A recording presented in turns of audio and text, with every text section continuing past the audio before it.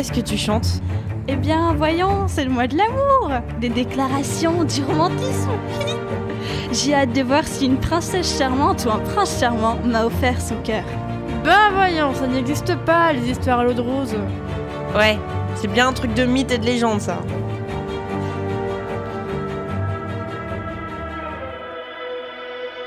Les mythologies amérindiennes sont constituées d'un ensemble complexe de coutumes sociales et culturelles qui permettent d'établir une relation entre le sacré et le surnaturel. Vous allez voir que si vous avez regardé les dessins animés américains, certains protagonistes de ces mythes vous sont familiers. Les mythologies amérindiennes étaient aussi nombreuses que les différentes nations indiennes qui habitaient le pays. Chaque tribu avait sa propre interprétation du monde et de la place qu'occupait chaque individu. Toute tentative de lister un panthéon unique, l'ensemble des divinités connues par les diverses tribus amérindiennes sera pleine de lacunes inexplicables. Il y a beaucoup trop de mythes et de légendes et des détails complètement contradictoires.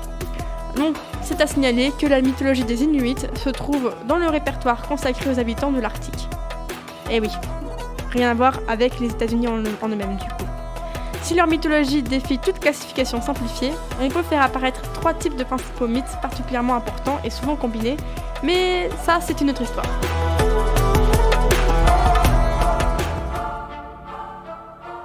C'est l'histoire de 2 jeunes amants. Ils s'aimaient tendrement et filaient le parfait amour dans leur petite maison. Ils étaient heureux. Si l'un devait aller au marché ou au village, l'autre l'accompagnait. Les amoureux se déplaçaient toujours ensemble. Leurs amis les appelaient les inséparables. Cependant, les tourtereaux ressentaient que quelque chose manquait pour renforcer leur amour, le solidifier et le faire durer dans le temps. Un jour, ils décidèrent d'aller rendre visite au chaman du village et lui expliqua leur ressenti. Celui-ci leur dit alors « Si vous vous aimez vraiment, vous devez monter sur la colline par vos propres moyens. Votre compagne devra me ramener un faucon et vous, un aigle. » Les 2 jeunes ne comprirent pas le sens de la demande du chaman. Celui-ci ne leur donna pas plus d'explications. Interloqués mais curieux de savoir la suite, ils décidèrent de lui obéir. Ils rentrèrent chez eux et préparèrent un sac de voyage. Ils prirent de la nourriture, de l'eau et des vêtements chauds pour les nuits glaciales de la colline. Très tôt le lendemain matin, ils commencèrent leur exécution. Le chemin était mal tracé et difficilement praticable, mais les jeunes n'abandonnèrent pas. Ils étaient déterminés. Après 3 jours de route, ils finirent par arriver au sommet de la colline. Ils profitèrent pour scruter l'horizon. La vue était magnifique vue d'en haut, ils restèrent des heures à l'admirer. Puis, n'oubliant pas le but de leur présence sur cette colline, ils réussirent à attraper tant bien que mal 2 splendides volatiles, exactement comme on leur avait demandé. De retour au village, ils allèrent retrouver le chaman pour lui ramener les 2 beaux oiseaux, qui s'agitaient beaucoup, pressés de retrouver leur liberté. Le chaman leur donna une corde et leur dit « Prenez cette corde et attachez une patte de chaque oiseau, de sorte qu'ils restent liés et toujours ensemble. Puis lâchez-les et observez. » En effet, les oiseaux se débattirent, essayèrent de se détacher et de s'envoler, mais ne parvinrent pas. Au bout d'un moment, épuisés, ils se lassèrent, tombés au sol. Ils étaient affaiblis et semblaient malheureux, mais ils étaient toujours attachés à cette corde. Les jeunes amoureux observèrent, stupéfaits, le comportement de l'aigle et du faucon.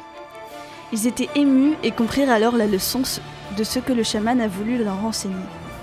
Ils apprirent que la seule façon de garder l'amour pour toujours et de solidifier une relation, c'est de s'aimer sans attache, car l'amour lie 2 cœurs, mais ne prive pas de liberté, n'emprisonne pas. Le chaman leur dit aussi, l'amour véritable a besoin de complicité, mais aussi de liberté. Vous ne devez pas oublier qui vous êtes, ni vos hobbies, ni vos amis. Le lâcher-prise est parfois utile. Posséder son espace personnel, son jardin secret. 2 amoureux qui décident de voler ensemble sans s'enchaîner feront un couple heureux. Les Sioux le savent et veulent nous le transmettre.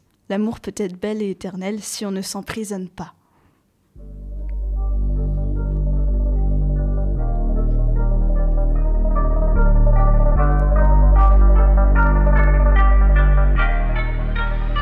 Cette légende, nous venant tout droit d'Amérique du Nord, est en réalité une légende Sioux. Le chaman a demandé aux amants d'attacher une corde pour que les oiseaux soient rejoints par l'une des pattes, afin qu'ils soient toujours ensemble. Puis il leur dit de s'envoler, mais ils ne le purent pas. En effet, les oiseaux ne pouvaient pas voler parce qu'ils étaient attachés par les jambes et tout ce qu'ils réussirent à faire était de se battre pour essayer de s'échapper l'un de l'autre.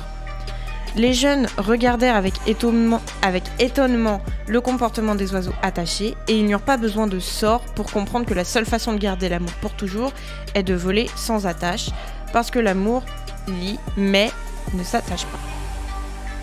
Il vaut la peine de se rendre compte que ce qui rend les gens si perdus et sceptiques face à l'amour, c'est ce sentiment d'attachement au sens emprisonnement. Pourtant, l'amour peut être éternel, et les Sioux le savent, les légendes le savent, et nous, on devrait le savoir. Évidemment, tout amour n'est pas éternel, et tout amour n'est pas forcément véritable. Pour qu'il le soit, il doit avoir la base de la liberté. 2 personnes qui décident de voler ensemble sans s'enchaîner l'une à l'autre. Voler, rêver, serrer dans la main et parfois lâcher prise pour avoir son propre espace. Ses moments de solitude, ses amis, ses hobbies, et tout n'est pas partagé pendant le vol de l'amour. Le but est de faire un couple heureux, de jouir intensément d'un amour vrai et éternel, et pour cela, nous n'avons pas à renoncer à notre propre essence, il ne faut pas l'oublier.